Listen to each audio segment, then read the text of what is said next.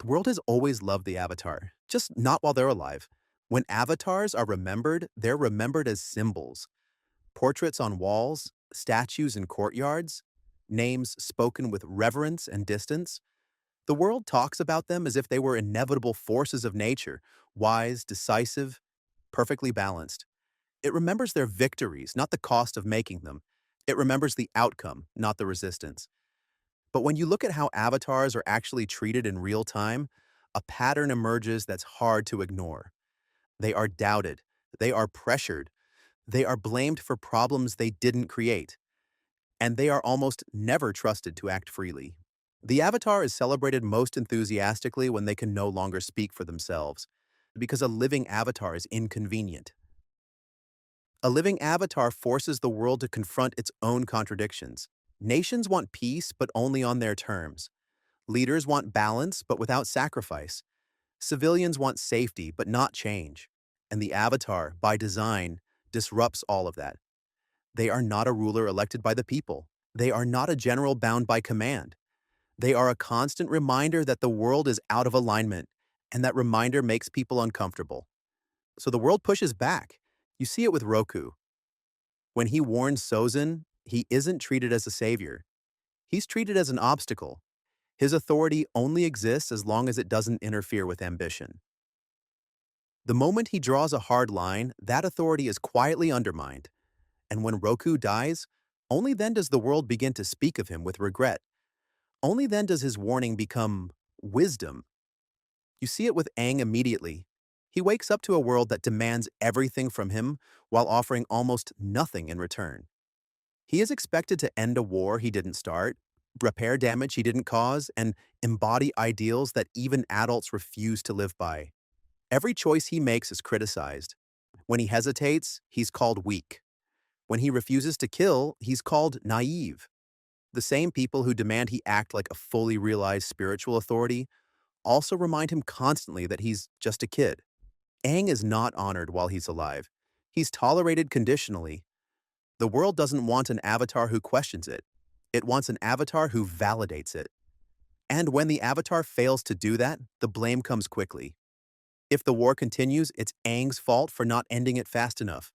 If the solution is messy, it's Aang's fault for not choosing violence. If peace creates new problems, it's Aang's fault for not predicting them. What's striking is how fast this resentment disappears once the avatar is gone. After death, the avatar becomes perfect. Roku becomes the wise elder who should have been listened to. Aang becomes the peaceful savior who restored balance. Kyoshi becomes the decisive enforcer. Yangchen becomes the diplomat. Kuruk becomes the reckless failure until even that story gets softened with time. Death freezes the narrative. Once the avatar can no longer speak, argue, or adapt, the world is free to reshape them into whatever it needs. Their complexities are flattened. Their doubts are erased. Their compromises are reframed as certainty. The avatar stops being a person and becomes a lesson. And lessons are much easier to accept than people. This pattern reveals something deeply uncomfortable about the avatar's role. The world does not actually want balance. It wants absolution. It wants someone else to carry the moral weight of impossible decisions so that everyone else can continue as they are.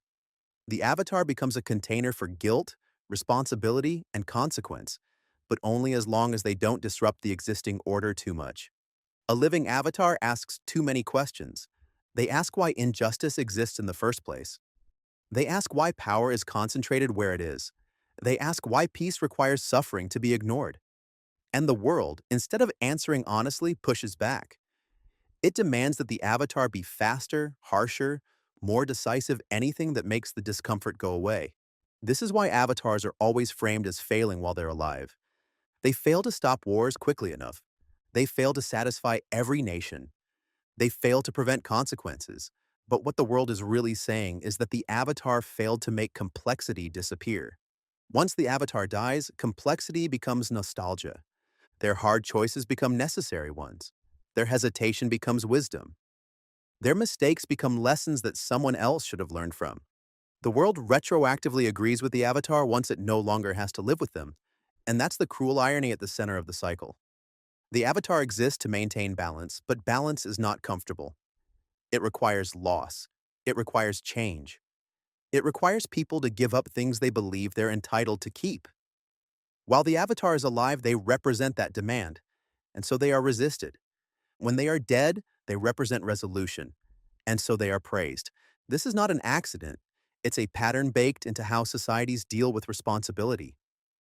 The Avatar is a mirror held up to the world, and most people don't like what they see until time has dulled the reflection. By the time the Avatar is remembered fondly, they are no longer capable of demanding anything. And that is exactly when the world decides it loved them all along. The pattern becomes impossible to ignore once you stop looking at the Avatar as a myth and start looking at them as a person moving through history in real time. Every Avatar is praised for the version of themselves that exists after the damage is done, not for the version that had to make the choices that caused it. Kyoshi is remembered as decisive, as brutal, as the Avatar who wasn't afraid to cross lines others hesitated at. In retrospect, the world treats her violence as clarity, as if her certainty was always obvious, as if the consequences she chose were clean and inevitable. But while she was alive, Kyoshi was feared, resented, and politically inconvenient. Leaders didn't trust her because she didn't operate within their systems. Civilians didn't feel protected by her because her solutions were final. She didn't preserve stability, she enforced it. And enforcement makes people uncomfortable when it isn't aimed somewhere else. The world likes Kyoshi now because it can frame her brutality as necessary. While she was alive, that brutality was terrifying because it exposed how fragile authority really was. A living Kyoshi forced rulers to confront the fact that their power only existed because she allowed it to. A dead Kyoshi becomes a story about strength. A living Kyoshi was a threat. Kuruk's story is even crueler. History remembers him as careless, as indulgent, as the Avatar who partied while the world suffered.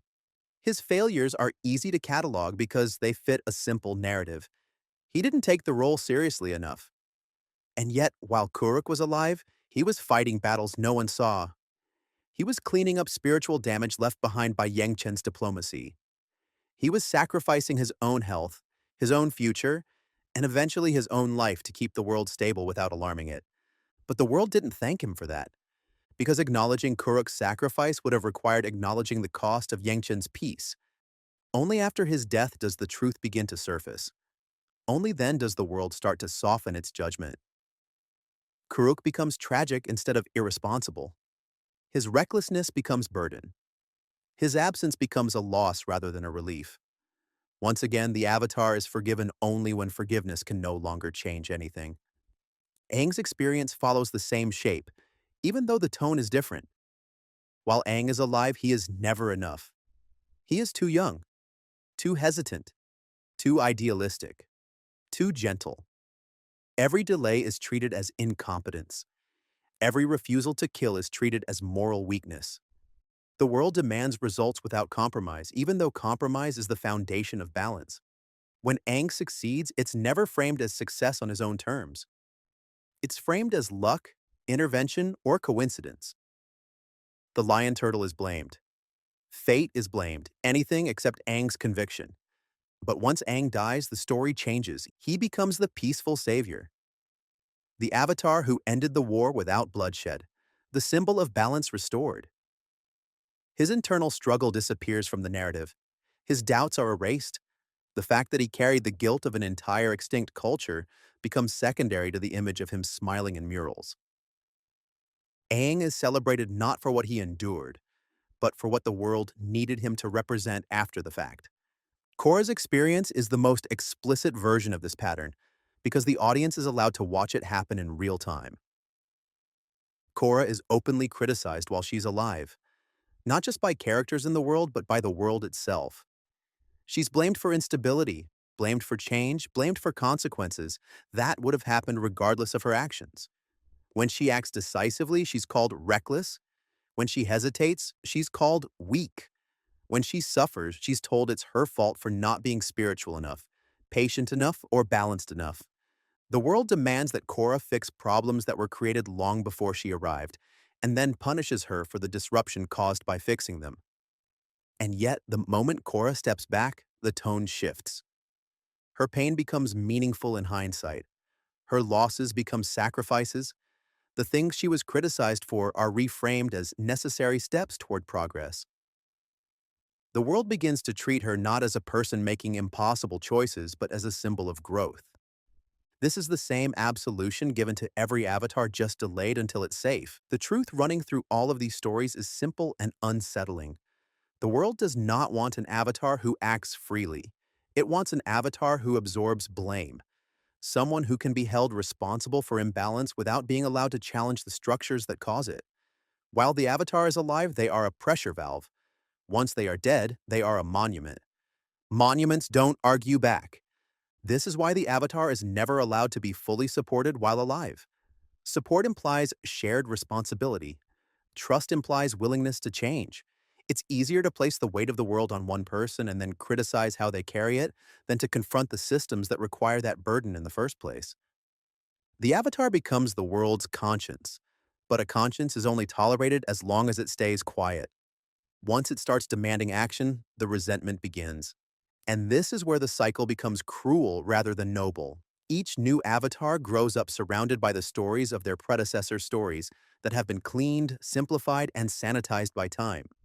They are told to live up to legends that never existed in that form. They are measured against ideals that were only constructed after the damage was done. They are asked to be perfect in ways no living person can be. So they fail. Not because they are weak, but because perfection is a lie the world tells itself after responsibility has passed. The avatar is not meant to be loved while alive. They are meant to be endured. And only once they are gone does the world finally feel safe enough to call that endurance heroism. The reason this pattern keeps repeating isn't because the avatars keep failing. It's because the role itself is designed to fail publicly. The avatar exists as a living contradiction. They are meant to represent balance in a world that benefits from imbalance. Nations gain power through inequality. Leaders maintain control through fear, scarcity, and hierarchy. Even peace, when it exists, is often built on someone else's suffering being ignored or postponed. Each avatar grows up believing they must live up to the legends of the past, unaware that those legends were shaped by distance and regret. They are told stories of decisive Kyoshi, wise Roku, peaceful Aang, resilient Korra, but not the uncertainty, isolation, or resentment that define their actual lives. The world teaches the avatar to aspire to an image that only exists because the real person is no longer around to contradict it. By the time an avatar becomes a symbol, the damage is already done. This is why the cycle feels reactive rather than progressive. Each avatar is born into the consequences of the last one's unfinished work. Roku inherits a world that underestimated ambition. Aang inherits a world shattered by that mistake. Korra inherits a world that expects strength without instability. The avatar is always arriving too late to prevent the last crisis and too early to be appreciated for preventing the next one. This is why avatars are remembered fondly only after death. Death removes urgency. It removes demands. It removes the possibility that the avatar might ask the world to change again. Once gone, the avatar can be reshaped into whatever the current era needs: a warning, a justification, or a comforting story about how things eventually worked out. But things never really work out. They move forward unevenly, dragging unresolved harm behind them until the next avatar is born into it. The cycle is not balance restored over and over again. It is imbalance redistributed across generations. And the avatar is the mechanism that makes that redistribution tolerable. This raises an uncomfortable question the world has never truly answered. What would it mean to actually support a living avatar? Not in words, but in action. To trust their judgment even when it threatens power. To change systems instead of waiting for the avatar to patch their consequences. To share responsibility for balance instead of outsourcing it to one person. The answer is unsettling because it would require the world to give up the very structures that make imbalance profitable. So instead, the world does what it has always done.